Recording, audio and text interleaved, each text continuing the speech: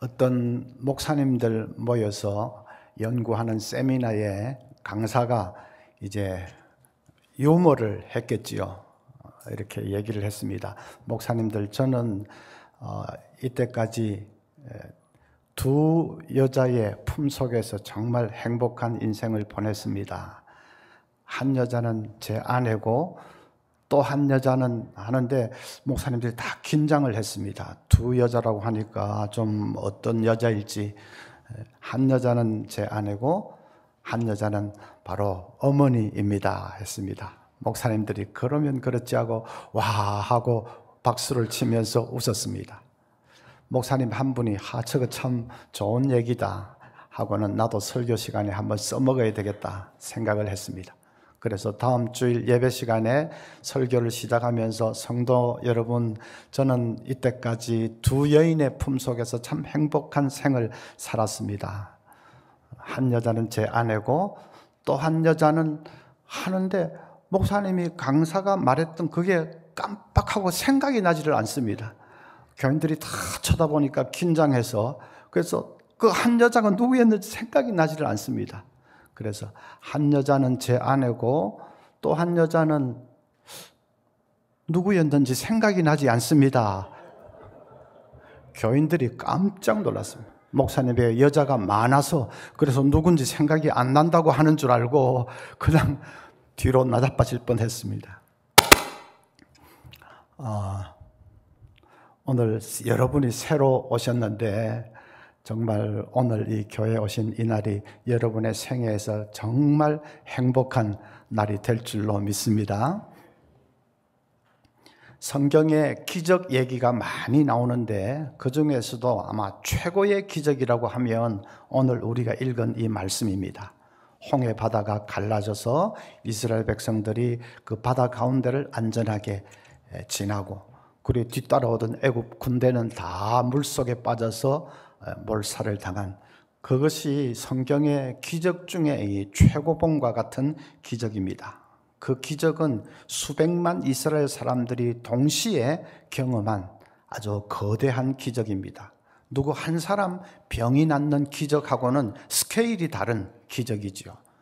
또 같은 장소에서 이 애굽 군대는 다 몰살을 당했습니다. 그러니까 이 놀라운 위대한 구원과 위대한 심판이 한자리에서 동시에 일어난 아주 드라마틱한 그런 기적입니다. 홍해 바다가 어떻게 갈라질 수 있느냐 하고 의심하는 사람도 있습니다.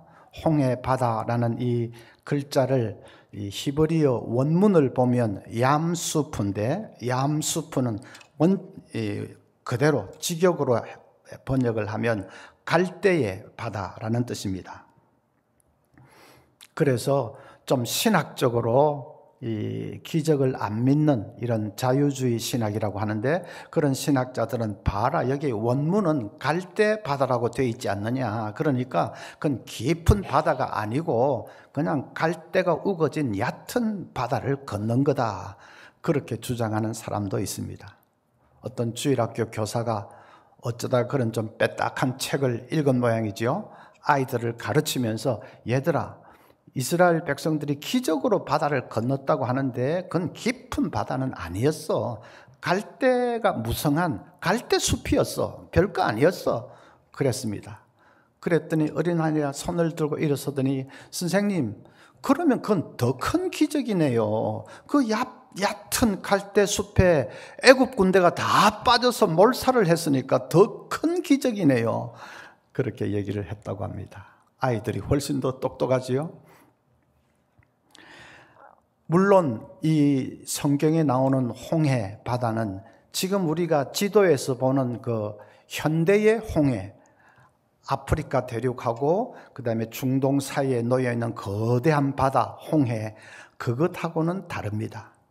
성경에 보면 홍해 바다가 갈라지고 이스라엘 백성들이 하루 만에 그 바다를 건넜다고 하는데 지금 우리가 지도에서 보는 그 홍해는 죽었다 깨도 하루 만에 건널 수 있는 거리는 아니죠. 훨씬 더 큰 바다죠. 성경에 있는 홍해는 1900년대 중반전에 수에즈 운하가 건설되기 전에 그 지역은 이곳저곳에 갈대숲이 우거진 큰 호수들이 있었습니다. 호수도 크면 바다라고 하지요. 성경에 갈릴리 호수인데 그걸 갈릴리 바다라고 부르지 않습니까? 그런 큰 호수, 바다처럼 큰 호수를 하나님이 기적으로 가르시고 이스라엘 백성들이 그것을 지난 것입니다. 이제 우리 성도들 중에는 바다가 어떻게 쪼개질 수 있느냐 그 의심하는 사람은 별로 없습니다. 바다를 창조하신 분이 하나님인데 없던 바다도 생기게 하시는 분이 창조주가 하나님이신데 있는 바다 갈라지게 하는 것은 하나님께는 유도 아닙니다.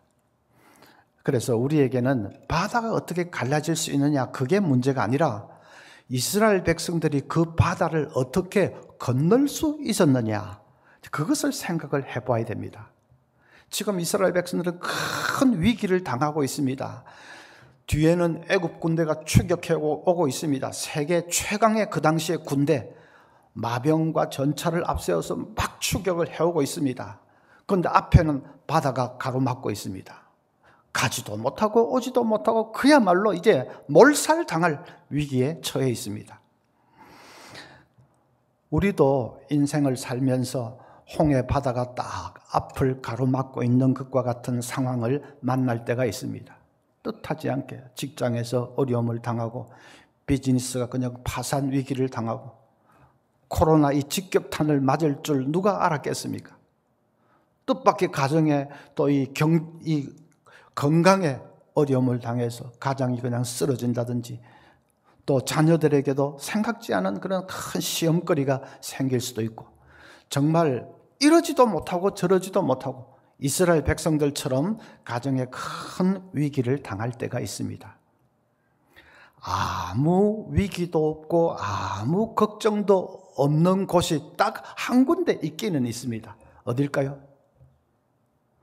아무 위기도 없고 아무 걱정도 없는 곳 한 군데, 공동묘지입니다. 거기는 뭐 아무 걱정할 것도 없고 위기랄 것도 없습니다. 그러나 사람 사는 세상에는 위기도 닥치고 또 어려움도 닥칩니다. 그럴 때 어떻게 그것을 극복해 나갈 수 있느냐, 그게 중요하지요. 위기가 없는 곳을 찾아가려고 하지 말고 그런 곳은 공동묘지 외에는 없으니까 우리에게 중요한 것은 위기가 닥칠 때 어떻게 그걸 뚫고 돌파하고 나아가서 승리할 수 있느냐, 그것이 중요합니다. 오늘 이제 그 말씀을 함께 나누려고 합니다. 자, 세 가지 싸움에서 이길 수 있어야 됩니다. 위기를 이기려면 세 가지 싸움을 이겨야 됩니다. 첫째는 언어와의 싸움, 언어와의 싸움입니다. 지금 이스라엘 백성들이 하는 말을 보십시오. 11절에 그들이 또 모세에게 이르되 애굽에 매장지가 없어서 당신이 우리를 이끌어내어 이 광야에서 죽게 하느냐. 12절에는 우리가 애굽에서 당신에게 이런 말이 이것이 아니냐. 이러기를 우리를 내버려 두라. 우리가 애굽 사람을 섬길 것이라 하지 아니하더냐. 애굽 사람을 섬기는 것이 광야에서 죽는 것보다 낫겠노라. 지금 이게 할 말입니까? 오늘 새로 오신 분은 그게 무슨 말인지 잘 모를 수도 있겠습니다만은 이제 애굽에서 430년 동안이나 종살이하던 그 이스라엘 백성들을 모세가 해방시켜 주었습니다. 출애굽이지요. 엑소더스. 그 출애굽 시켜 주었습니다. 그래서 자유인이 되게 해 주었습니다. 그런데 이스라엘 백성들이 위기를 당해서 하는 말을 보십시오. 여기 지금 이 홍해바다 앞에서 그냥 죽느니 차라리 애굽에서 종살이하다가 죽는 것이 더 나을 뻔했다. 그런 얘기입니다.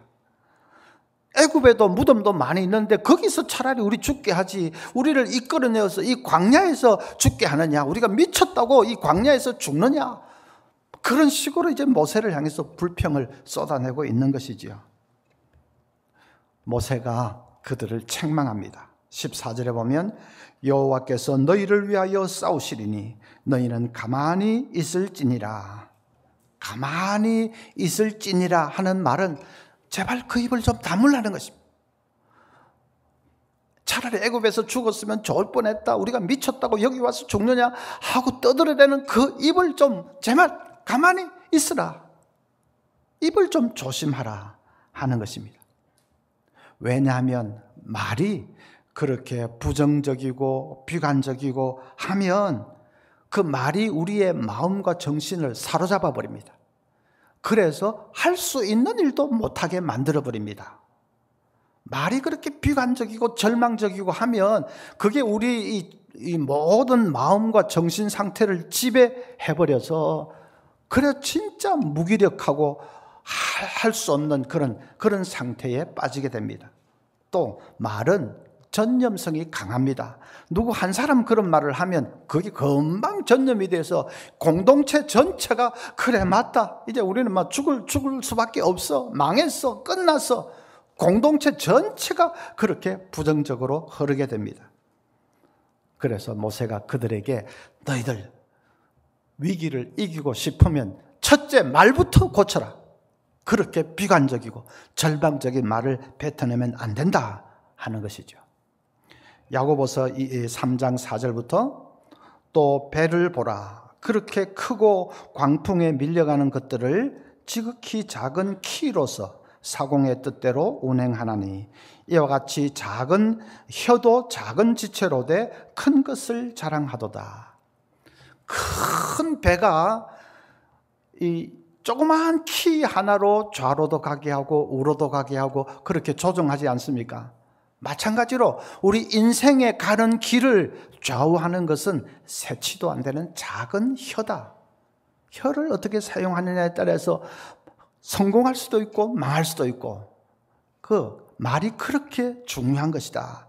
그렇게 야고보 사도가 말씀을 하는 것입니다. 어떤 회사의 직원들이 과장을 놀려먹기로 작당을 했습니다. 과장이 아침에 출근을 하는데 출입 입구에 서 있던 경비원이 과장님 어디 좀 편찮으세요? 컨디션이 너무 안 좋아 보여요. 그랬습니다. 과장이 아니야 괜찮아 하고는 자기 사무실로 들어갔습니다. 조금 있다가 다른 직원이 또 찾아와서 과장님 그 혈색이 너무 안 좋아 보이시는데요. 어디 좀 편찮으세요? 두 번째 그러니까 조금 좀 안 좋은 것 같은 느낌도 듭니다. 그래도 아니 괜찮아. 뭐 그래 괜찮지. 좀 있다가 또 다른 직원이 결제 받으러 서류를 들고 오더니 아이고 과장님 얼굴이 좀 벌거슨 그러신데요. 혹시 열이 나는 거 아니세요? 과장이 자기도 모르게 이마에 손을 대보면서 내가 왜 이러지? 진짜 열이 조금 있는 것 같습니다. 내가 왜 이러지? 그 길로 과장은 오전에 조퇴를 했고 그리고 꼬박 3일을 결근을 했다고 합니다. 멀쩡한 과장 쓰러뜨리는 거 문제도 아닙니다. 몇 사람이 작당을 해서 안 좋아 보인다 계속 말하면 말에는 굉장한 그 암시의 위력이 있습니다. 그래서 멀쩡한 사람을 쓰러뜨릴 수가 있습니다. 어떤 사람이 가수들이 부른 그 노래의 이 가사, 노랫말을 연구를 하다가 재미있는 현상을 하나 발견을 했습니다. 가수들은 다 자기가 부른 노래대로 되더라 하는 것입니다. 슬픈 노래를 주제로 해서 부른 사람들은 다 인생이 슬프게 됐고 또 죽음을 이렇게 주제로 노래를 부른 사람들은 다 죽었고 요절했다 하는 것을 연구를 하다가 발견을 해냈다고 합니다. 우리나라 최초의 여가수가 윤심덕이라는 사람인데 그 사람은 1926년에 현해탄을 건너는 배 위에서 어느 극작가와 동반자살을 했습니다. 그런데 윤심덕이 마지막에 불렀던 노래가 사의 찬미입니다. 죽음을 찬미하다가 자기도 죽었습니다. 남인수라는 가수는 애수의 소야곡이라는 노래를 불렀습니다. 그는 41살에 생을 마감했습니다. 이난영이라는 가수는 목포의 눈물을 애절하게 부르다가 48살에 죽었습니다. 김종호라는 가수는 님이라는 노래를 불렀는데 가사가 간다 간다 나는 간다 그렇게 시작됩니다. 그 노래 부르다가 33살에 진짜 갔습니다.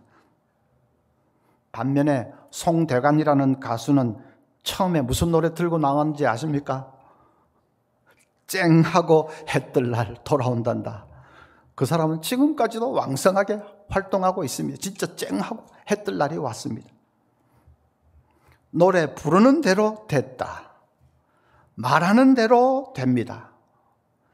오늘 이 이스라엘 백성들도 왜 우리를 쓸데없이 광야로 끌고 와서 죽게 하느냐, 이 홍해바다 앞에서 우리를 죽게 만드느냐, 자꾸 그렇게 하다가 진짜로 다 죽었습니다. 광야에서 다 죽었습니다. 아니다 라고 한 여호수아와 갈렙 두 사람만 빼고는 나머지는 광야에서 다 죽었습니다. 그들의 말이 그들을 죽인 것이죠. 잠언 19장 21절에 죽고 사는 것이 말의 힘에 혀의 힘에 달렸나니 혀를 쓰기 좋아하는 자는 혀의 열매를 먹으리라. 죽고 사는 것이 말에 달려있다, 혀에 달려있다, 그렇게 말씀을 했습니다. 그래서 우리가 말을 늘 긍정적인 말, 믿음의 말을 해야 됩니다. 위기를 당했을 때 특별히 말에 막 부정적인 말, 우리 다 죽었다, 비관적인 말, 그러면 정말로 죽습니다. 우리 하나님을 믿는 사람은 그런 부정적, 비관적, 절망의 말을 하지 않을 수 있습니다. 우리 믿음이 뭡니까? 하나님께서 살아 역사하시는 것을 믿고 말부터 고쳐야 됩니다. 목사님들 늘 말을 하는 분인데 간혹 말을 좀 잘 못하시는 분도 계세요. 어느 수요일인데 비가 오고 바람 불고 하는 좀 사나운 그런 수요일인데 교인들이 몇 명 수요일 예배 몇 명 안 나왔습니다. 그러니까 목사님이 인상을 팍 쓰면서 박 장로 어디 갔어? 김 권사는? 이 중직자들부터 이러니까 뭐 다른 평신도들이야 뭐 말할 것도 없지. 아니 바람 불고 비 오는 날은 예수님 재림도 안 하신답니까? 참이 기가 차서 중직자들이 이러니까 뭐 어떻게 되겠어? 그러면 앉아있던 교인들은 뭐 속이 좀 부글부글 끓어오르지요. 하고 싶은 말은 한 가지밖에 없습니다. 왜 우리 보고 그러냐? 우리는 나와 있지 않냐? 근데 왜 우리 보고 그러냐? 그런데 반대의 목사님도 있습니다. 그냥 얼굴을 활짝 펴서 아이고 여러분 이렇게 비바람 치는 날인데도 예배드리겠다고 나오셨습니까? 이야 대단합니다.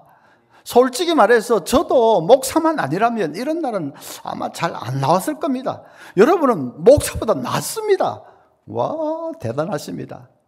자 이리 좀 앞으로 당겨 앉아 보십시오. 오늘 우리 여기 나오지 못한 사람들은 꿈도 꾸지 못할 그냥 멋진 예배를 하나님께 올려보십시다. 그러면 그냥 앉아있는 사람들은 싱글벙글 하지요. 다음에는 태풍이 불어도 나와야 되겠다. 똑같은 상황인데도 아 하는 말 다르고 하는 말 다르듯이 긍정적으로 이렇게 말하는 것과 그냥 부정적으로 말하는 것 얼마나 차이가 있습니까? 긍정의 말은 사람을 살려냅니다. 부정의 말은 사람을 죽이고 자기를 쓰러뜨립니다. 최불암 씨는 뭐 지금 이름 날리는 그런 배우지만은 청년 때는 그분도 실패를 많이 했다고 합니다. 연극 배우로 시작을 했는데 햄릿이라는 그 연극의 주연으로 출연을 했는데 그 연극이 쫄딱 망해서 뭐 아무도 관람객도 오지도 않고 실패를 했습니다. 그래서 그냥 도피하다시피 군대에 갔습니다. 그런데 어디 뭐 오발탄에 그가 잘못 맞아가지고 병까지 얻게 되었습니다. 그러니까 막 마음이 너무 낙심이 되어서 그래서 우울증이 오고 어떤 때는 막 자살 충동까지 생기게 됐답니다. 이 최불암 씨 젊을 때. 그런 우울증에 깊이 빠져 헤매는 그를 살려낸 것은 선배의 말 한마디였습니다. 불암아, 노인역은 너 따라갈 사람 없다. 낙심하고 있는 후배에게 노인역은 너 따라갈 사람 없다 하는 선배의 말 한마디가 얼마나 힘이 되는지요. 그래서 그 말이 계기가 되어서 용기를 가지고 다시 한번 시도해보자 하고 한 게 지금의 최불암 씨를 낳은 겁니다. 말이 사람을 살려냅니다. 존스 홉킨스의 벤 카슨 박사는 신의 손이라고 불리는 사람입니다. 얼마나 수술을 잘하든지 신의 손. 그래서 세계 최초로 샴 쌍둥이를 분리하는 데 성공한 사람이, 머리도 붙어 있고 몸도 붙어 있는 그 좀 기형적인 그런 아이 있지요. 그거를 이제 분리하는 수술을 세계 최초로 한 사람이 이 벤 카슨 박사입니다. 그분은 어릴 때 디트로이트 빈민가에서 자랐습니다. 편모스라에서. 그리고 흑인입니다. 그러니까 뭐 학교에 가면 왕따를 당합니다. 초등학교 5학년 때까지도 구구단도 잘 외우지 못하는 지지나에 속해 있었습니다. 그리고 늘 막 이렇게 좀 친구들을 올려서 싸움질을 하고 그렇게 자랐습니다. 기자가 그 어린 시절을 잘 알기 때문에 그래서 벤 카슨 박사에게 오늘날의 당신을 있게 한 그 힘은 어디서 왔습니까? 라고 물어봤습니다. 벤 카슨 박사가 저의 어머니입니다. 어머니는 늘 꼴찌를 하고 왕따 당하고 막 이렇게 빈둥대는 그 아들을 향해서 벤아, 너는 마음만 먹으면 무엇이든지 할 수 있어. 너는 노력만 하면 무엇이든지 할 수 있어. 내가 그걸 분명히 알아. 자꾸만 그렇게 격려를 해 주었습니다. 마음만 먹으면, 노력만 하면 너 할 수 있다. 그게 한 번, 두 번 아니 계속해서 이제 쌓이니까 중학교 딱 들어가면서 정말 이 마음을 딱 다잡게 됐습니다. 열심히 공부했고 그래서 마침내 신의 손이 되었다. 어머니의 그 믿음의 말 한마디, 격려의 말 한마디가 그냥 아무 희망도 없던 그 아들을 살려낸 것이죠. 그래서 말이 얼마나 중요한가. 여러분, 이제 살아가시면서 그런 원치 않는 위기를 만날 때가 있을 것입니다. 우리가 공동묘지에 있는 것이 아닌 한에는 위기를 당할 때가 올 것입니다. 그때 꼭 기억하십시오. 내 입술의 말이 어떤가? 입술의 말을 점검하십시오. 입술에서 계속 부정적인 말, 비관, 절망적인 말이 나오면 그 가정은 헤쳐나가기가 어렵습니다. 그러나 하나님 살아계신 것을 믿고 하나님을 바라보면서 소망의 말, 긍정의 말을 내뱉기 시작하면 그 가정은 일어날 수 있습니다. 그것을 믿으시기를 바랍니다. 둘째로 이제 우리가 싸워서 이겨야 될 싸움은 두려움과의 싸움입니다. 13절 보면 모세가 백성에게 이르되 너희는 두려워하지 말고 가만히 서서 여호와께서 오늘 너희를 위하여 행하시는 구원을 보라. 가만히 서서 하는 말은 두려움에 사로잡혀서 우왕좌왕하지 말라는 것입니다. 공포에 사로잡혀서 막 이럴까 저럴까 그렇게 하지 말라는 것입니다. 먼저 두려움을 이길 수 있어야 된다. 어떻게 두려움을 이길 수 있습니까? 여기 2절을 보면 이스라엘 자손에게 명령하여 돌이켜 바다와 믹돌 사이에 비아흐롯 앞 곧 바알스본 맞은편 바닷가에 장막을 치게 하라. 여기에 돌이켜라는 말이 나옵니다. 이 돌이켜 하는 말은 방향을 급선회 한다는 뜻입니다. 돌이킨다 하는 말은 방향을 급격하게 전환한다 하는 뜻입니다. 이스라엘 백성들 이때까지 이제 가나안 땅으로 들어가야 되니까 그 가나안 땅이 있는 북쪽을 향해서 북동쪽 쪽으로 진군을 하고 있었는데 하나님께서 갑자기 남쪽으로 방향을 돌이켜라, 급선회하라 라고 하십니다. 남쪽은 홍해 바다가 가로막고 있는 곳입니다. 가나안으로 가려면 북동쪽으로 가야 되는데 왜 그 반대로 남쪽으로, 그것도 홍해 바다가 가로막고 있는 그런 곳으로 하나님이 가라고 하셨을까? 그것은 애굽 군대를 유인해 드리기 위해서입니다. 3절을 보면 바로가 이스라엘 자손에게 대하여 말하기를 그들이 그 땅에서 멀리 떠나 광야에 갇힌 바 되었다 하리라. 홍해 바다가 있고 이제 꼼짝 못하고 이스라엘 백성들이 갇히는 그 지형에 이르는 것을 보고 바로가 좋다고, 됐다, 저놈들은 도간에 든 쥐가 됐다. 그래서 이제 군대를 몰아서 추격을 해오는 것이죠. 그렇게 하나님이 이 애굽 군대를 유인해 드리기 위해서, 애굽 군대가 추격해 오면 이제 어떻게 됩니까? 하나님은 그들을 다 홍해바다로 몰아넣어서 몰살을 시키시려고 그렇게 하신 것입니다.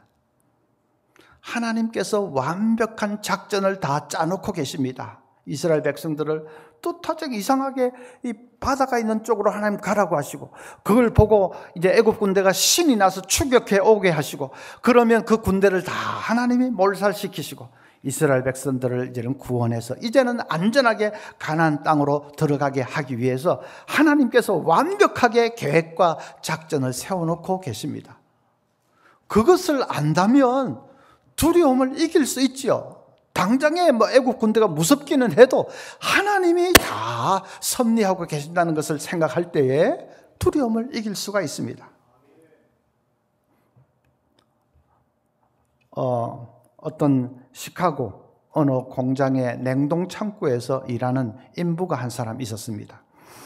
어느 날 이 인부가 일을 다 마치고 창고 문을 열고 나가려고 하는데 문이 열리지가 않습니다. 직원들이 이 냉동 창고 안에 사람이 있는 줄 모르고 이제 퇴근 시간이 됐다고 해서 자기들 대강 정리를 하고는 창고 문을 밖에서 딱 걸어 잠궈 놓고 퇴근을 해버린 것입니다. 이 인부가 나가려고 하는데 밖에서 잠겨서 창고 문이 열리지가 않습니다. 아무리 고함을 지르고 두들기고 해도 그 넓은 공장 안에 다 퇴근해버리고 아무도 없는데 도와줄 사람이 없습니다. 꼼짝없이 이 사람이 갇혀버렸습니다. 다음 날 아침에 직원들이 출근을 하고 나서 창고 문을 열고는 사고가 난 것을 알게 되었습니다. 인부가 얼어 죽어 있었습니다.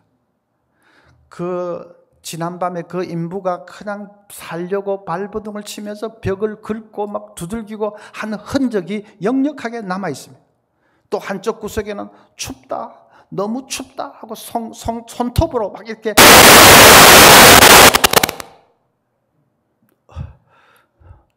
인부가 놀라는 게 아니라 내가 놀라 죽겠네.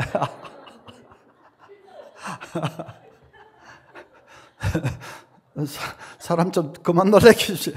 예. 손톱으로 막 춥다, 너무 춥다 하고 막 긁어놓은 그런 흔적도 있었습니다. 그런데 그 직원들이 이상한 것을 하나 보았습니다.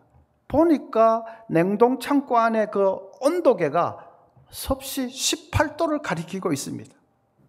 그날 밤에 냉동 창고의 그 냉동 기계는 고장이 나서 작동을 하지 않았던 것입니다. 전혀 인부가 얼어 죽을 그런 온도가 아니었습니다. 그런데도 이 인부는 냉동 창고니까 의당 그게 작동하는 줄 알고 그냥 춥다, 너무 춥다 하다가 얼어 죽은 것입니다. 그건 좀 오래 전이긴 하지만 실화입니다. 진짜 이야기입니다. 여러분, 그 인부를 죽인 것이 뭡니까? 추위가 아니라 공포였습니다. 공포 때문에 죽은 것입니다. 위기를 당할 때, 가정의 위기를 당할 때 가정을 쓰러뜨리는 것은 위기 그것 자체라기보다는 두려움, 공포 때문에 쓰러집니다. 우리를 쓰러뜨리는 진짜 적은 위기라기보다는 공포입니다. 그래서 믿음이 필요한 것이죠. 우리 신앙인이 얼마나 그런 점에서 좋은지 모릅니다. 우리는 공포를 이길 수 있습니다. 하나님 살아계신 것을 우리 알기 때문에, 하나님 전능하신 하나님인 것을 알기 때문에, 하나님이 당신의 자녀들을 불쌍히 여겨주시는 것을 우리가 알기 때문에 우리는 공포를 이길 수가 있습니다. 그것이 믿음의 큰 축복 아닙니까? 어떤 사람이 비행기 타러 공항으로 가는데 그날 아침에 안개가 잔뜩 끼어 있습니다. 그래서 거의 10m 앞도 안 보일 정도로 안개가 잔뜩 끼어 있어서 그냥 마음이 불안해졌습니다. 비행기가 이륙할 수 있을까? 또 이런 상태에서 이륙을 하다가 또 오히려 잘못되면 그건 더 큰 일인데 이것저것 생각하니까 너무 마음이 불안합니다. 그런데 다행히 비행기가 다 이륙을 했습니다. 비행기가 높이 떠올라서 밑을 한번 내려다 보다가 이 사람이 이게 뭐야 했습니다.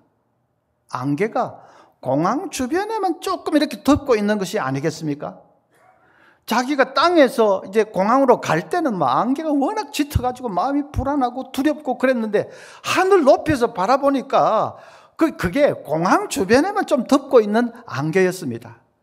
그래서 내가 이렇게 쓸데없이 염려했구나 그랬다는 것입니다. 우리 살아가면서 그럴 때가 많습니다. 우리는 이거 뭐 어떻게 해야 돼? 망했다. 이제 우리 가정 이거 도대체 어떻게 해야 되나? 그냥 두렵고 걱정스럽고 불안하고 그런데 만약에 하늘에서 우리 바라볼 수만 있다면 아이고 별거 아니다. 1년만 지나면 다 해결되는 거다. 그게 어쩌면 보일지도 모릅니다. 왜냐하면 하나님께서 살아계시기 때문에. 이스라엘 백성들 보십시오. 그 구원하려고 하나님이 딱 계획을 세우고 일부러 반대쪽으로 남동쪽으로 가라 하시고 애굽 군대를 유인해 들여서 다 몰살시키고 이스라엘 완전히 해방하고 하나님이 다 계획을 세워놓고 있지 않았습니까? 그걸 모르고 이스라엘 백성들 아이고 홍해바다 때문에 망했다, 뒤에 애굽 군대 때문에 우리 죽었다 그러고 있으면 그건 잘못이지요. 완전히. 그건 뭐 겨우 그냥 공항 주변에만 안개가 있는데 그것도 모르고 너무 불안하고 두렵고 한 것과 마찬가지입니다. 그래서 여러분, 우리는 위기를 당해도 두려움 때문에 망하는 그런 불신자들하고는 다른 것을 여러분 믿으시기를 바랍니다. 하나님이 살아계시고 하나님이 내 인생을 다 아시고, 그래서 정말 위기가 나를 덮고 있지만 이건 그저 한 가지씩 그냥 믿음으로 기도하고 나아가면 해결이 될 거고 결국은 손바닥만한 안개로서 끝나고 말 거야. 여러분, 그것을 믿고 담대하게 나아갈 수 있기를 바랍니다. 시편 3편 6절에 천만인이 나를 애워싸 진친다 하여도 나는 두려워하지 아니하리로다. 우리도 그렇게 외칠 수 있어야 됩니다. 천만인이 내 대적이 되어서 그래서 진친다 할지라도 그보다 더 크고 높으신 하나님께서 살아계시고 내 위기를 손바닥만 한 위기로 바꾸실 수 있는 하나님, 그 하나님을 바라보면서 두려움을 이기면 이제 이길 수 있습니다. 공포를 이기면 그건 이길 수 있습니다. 여러분 다 그렇게 승리할 수 있기를 바랍니다. 세 번째, 이제 마지막 싸움에서 이겨야 됩니다. 느낌과의 싸움입니다. 느낌과의 싸움.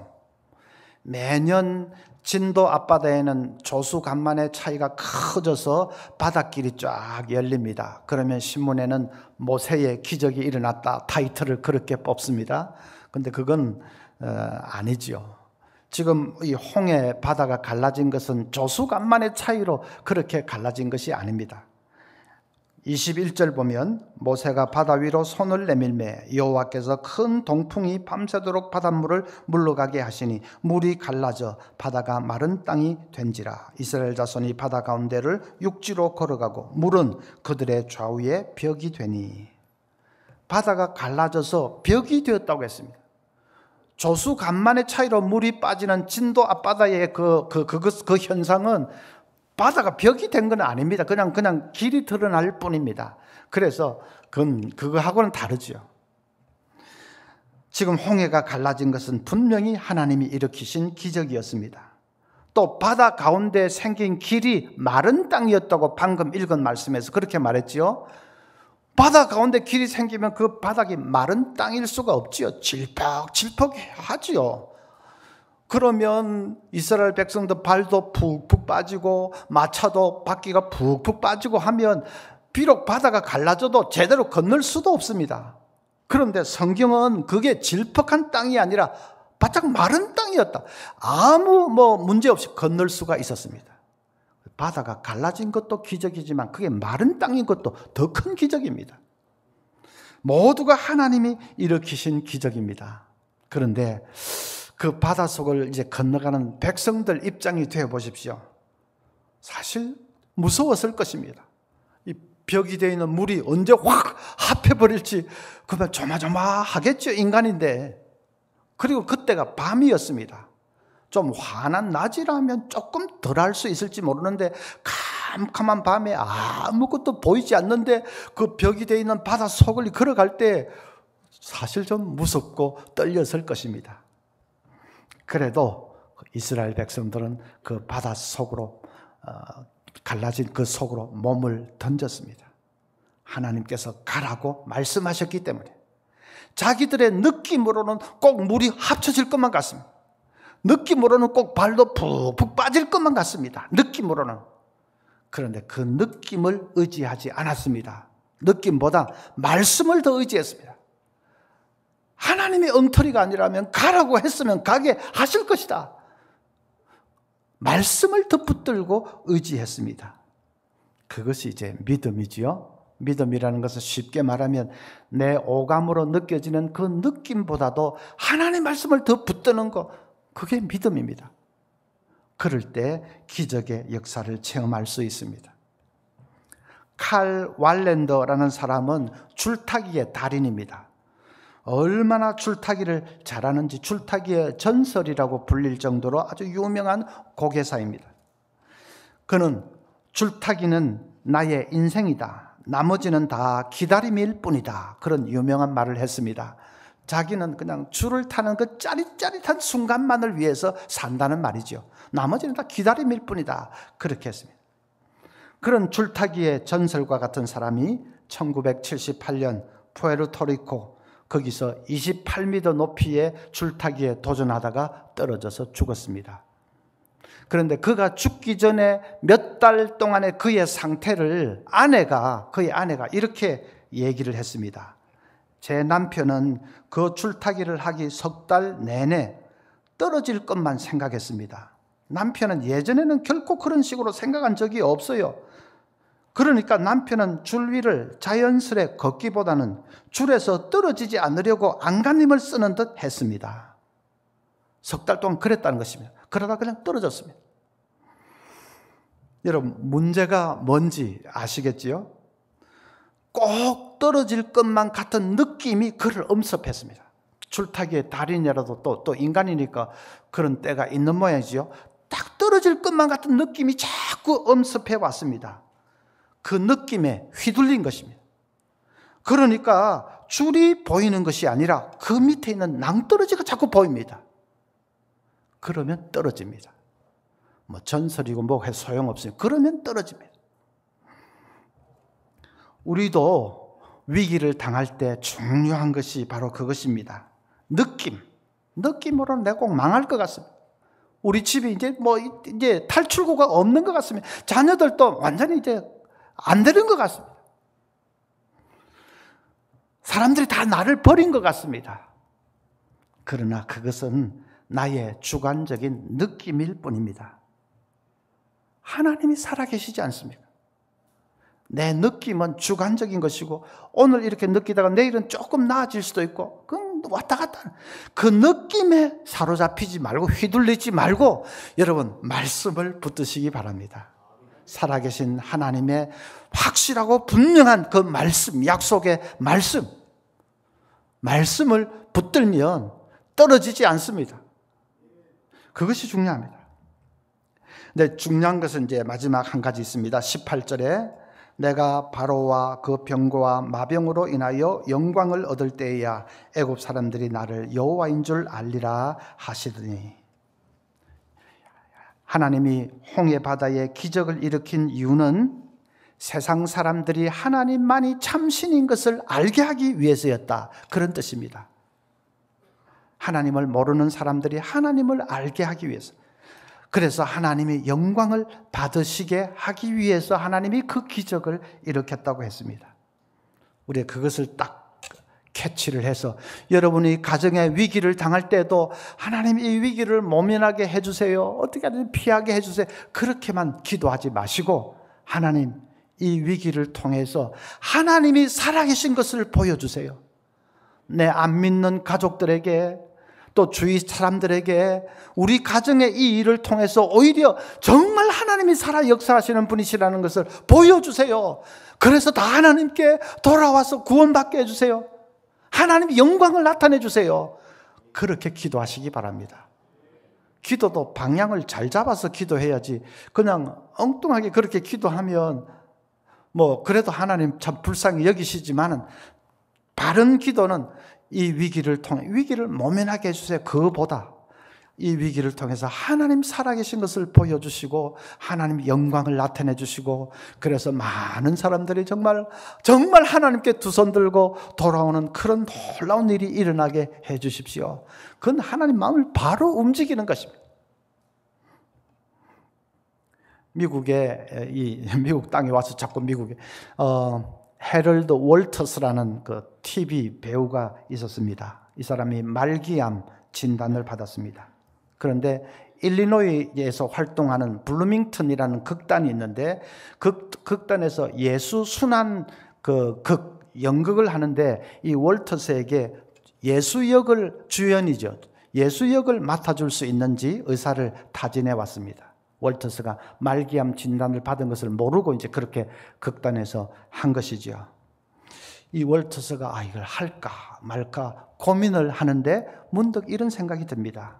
나는 어차피 살기는 어려운 몸인데 그렇다면 내가 마지막 가는 길에 이렇게 이 연극을 해서 그걸 보고 한 사람이라도 더 하나님께로 돌아올 수만 있다면 그게 마지막 가는 길에 그래도 보람이고 또 하나님 앞에서 그래도 내놓을 수 있는 그런 일이 아니겠는가 하는 생각이 들었습니다. 그래서 무대에서 죽게 되면 죽자 결심을 하고는 오케이 수락을 했습니다. 예수 순환극의 예수 역을 하는데 마지막에 예수님이 십자가를 지고 가는 그 연기를 합니다.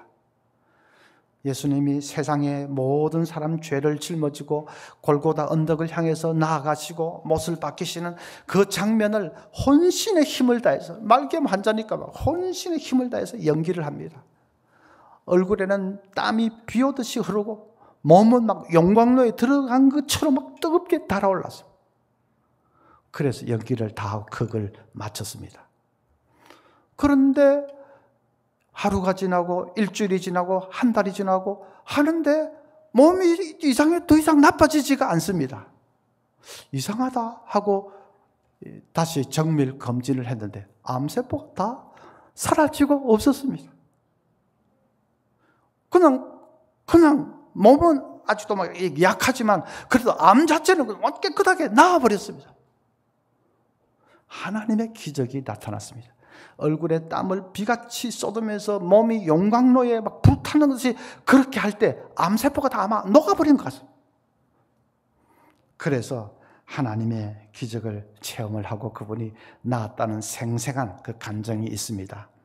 여러분, 가정에 뭐 병이든지 실패든지 뭐 자녀 문제든지 뭐든지 간에 가정의 위기를 당할 때 하나님 이 일을 통해서 하나님 영광을 나타내 주시고 정말 내가 하나님의 일을 위해서 쓰임 받기를 원하는 해럴드 월터스처럼 내가 하나님의 일을 위해서 쓰임 받기를 원합니다. 하나님 뜻대로 나를 사용하시고 이 위기도 하나님이 알아서 책임져 주십시오. 하여튼 이걸 통해서 하나님의 영광이 나타나기를 원합니다. 할 때에 하나님은 그 기도를 외면하지 않으십니다. 반드시 역사해 주십니다. 이거 뭐 해럴드 월터스 얘기할 필요도 없이 저희 교회에 한 달 전에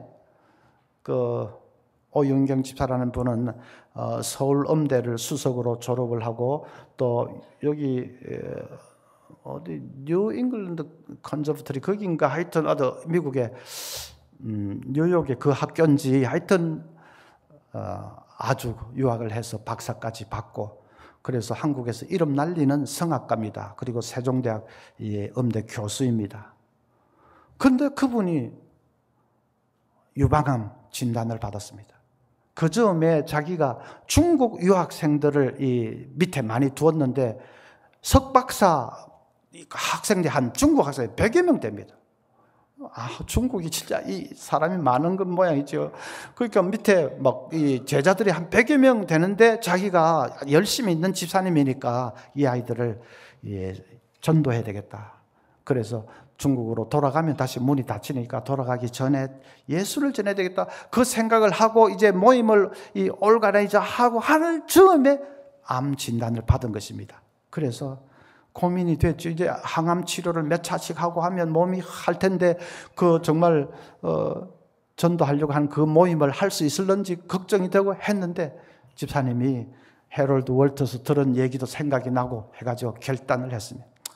죽으면 죽자 하고 내가 할 수 있는 일이니까 뭐 지도 교수니까 학생들이 다 끔뻑 죽지 않습니까? 그 학생들에게 정말 복음을 전하고 나머지는 하나님 뜻에 맡기자. 그리고 이제 그 전도 모임을 시작했습니다. 교회도 그걸 알고 집사님이 서포터 해드리고 간식비는 우리가 다 되고 첫 모임에 한 30명 이상 왔습니다. 그래서 바하의 그 뭐 이런 기독교적인 배경으로 하니까 학생들이 뭐 좋아하지요. 실력 있는 교수가. 그 다음에는 이제 좀 성경 공부 이렇게 하고 하면서 그걸 시작을 했습니다. 항암 치료도 계속하면서. 그런데 한 2주 전입니까? 낮 예배 마치고 가는데 몸이 너무 수척해서 제가 마음이 너무 짠했습니다. 그 부목사님 시켜서 지금 이제 어떻게 됐는지 알아보게 했더니 항암 치료 3차인지 4차인지 하라는 거 그거 다 마치고 한 번 할 때마다 기력이 쇠하고 그거 잘 감당을 못하지 않습니까? 그런데도 그거 완전히 다 마치고 의사가 암세포가 없어졌다는 겁니다. 앞으로는 6개월이나 이렇게 관찰만 잘, 추적만 잘 하면 되겠다. 그리고 일단 항암은 다 완전히 완벽하게 끝났습니다. 그 암에도 조금 순한 암도 있고 독한 암도 있는데 집사님이 분명히 자기 암은 의사가 독한 암이라고 했습니다. 그래서 제가 속으로 걱정을 많이 했죠. 그런데 그 독한 암이 하여튼 다 사라지고 앞으로는 추적만 잘하면 됩니다. 제가 진짜 그때도 할렐루야 얼마나 감사한지요. 하나님의 영광을 위해서 정말 나를 사용하시옵소서 하고 나머지 문제는 다 하나님께 맡겨버리니까 하나님께서 기적으로 역사해 주셨습니다. 여러분, 우리가 공동묘지에 있지 않는 이상 이제 원하든 원하지 않든 위기를 만날 수가 있습니다. 그럴 때 첫째는 내 말이 부정적이고 비관적인 말이 되지 않도록 믿음의 말을 하십시오. 두 번째는 위기가 나를 죽이는 것이 아니라 공포가 나를 죽인다 하는 것을 깨닫고 하나님만 바라보면서 이런 마음의 담대함을 가지시기를 바랍니다. 세 번째로는 꼭 망할 것 같은 느낌, 나는 버림받은 것 느낌이 올 때 거기에 휘둘리지 말고, 그게 휘둘리면 백에 백 떨어집니다. 휘둘리지 말고 살아계신 하나님 뜻이 있고 홍해가 가로막는 것도 뜻이 있다 하는 것을 믿고 하나님께 하나님 영광을 위해서 다 바치면, 헌신하시면 하나님이 생각도 못한 그런 방법으로 역사하십니다. 우리 사랑하는 성도들이 이 세 가지 싸움에서 승리하셔서 위기에서 이기는, 승리하는 우리 가정들 다 되시기를 바랍니다. 기도하겠습니다. 하나님 아버지, 홍해 바다 앞의 큰 위기가 오히려 큰 축복의 계기가 되었습니다. 우리 모든 가정에도 그런 은혜와 축복이 임하게 될 줄을 믿습니다. 언어와의 싸움에서 이기고 공포와의 싸움에서 이기고 느낌과의 전쟁에서 이겨서 마침내 위기가 기적이 되는 그런 놀라운 역사를 체험케 해 주시옵소서. 예수님의 이름으로 기도하옵나이다. 아멘.